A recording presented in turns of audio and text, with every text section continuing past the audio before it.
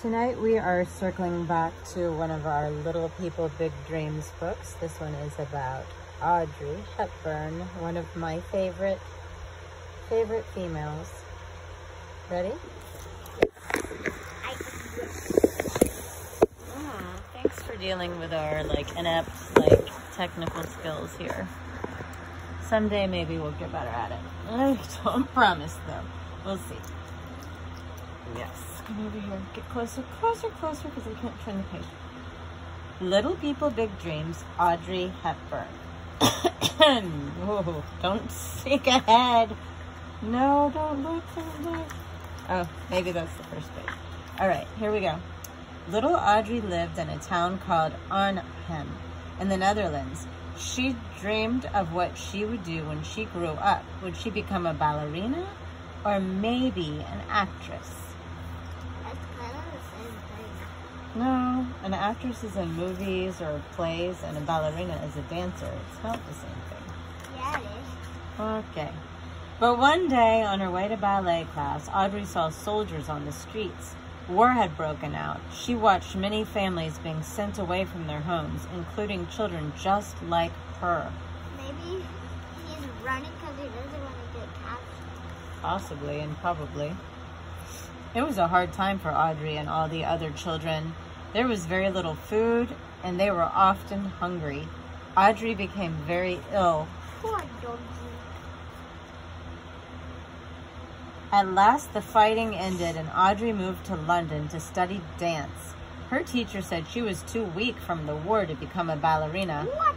But Audrey didn't give up. She decided to act and dance in musicals instead. She's completely fine. Right, I agree, but sometimes people say things to you that aren't true, and you have to believe in yourself and persist and carry on and do what you wanted to do, regardless of what they said, because that's their opinion.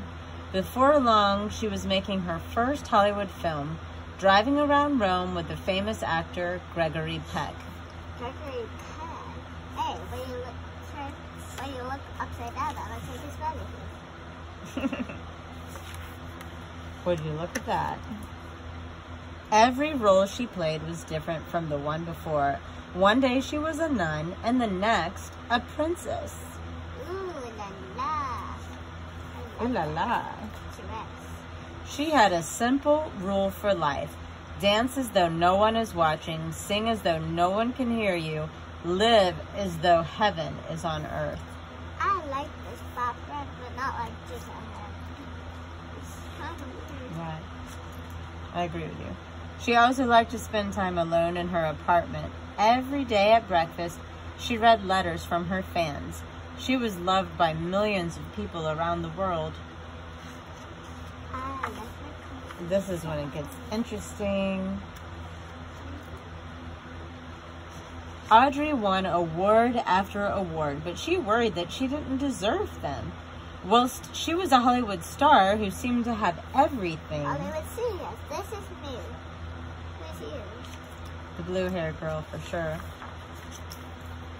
She never forgot that there were children in the world who were hungry, just like she had been. No, you should have just correct. You should just help that guy. One day, a charity offered her a new role. They asked her to become their official ambassador and visit children all over the world. So Audrey traveled to India. Ooh.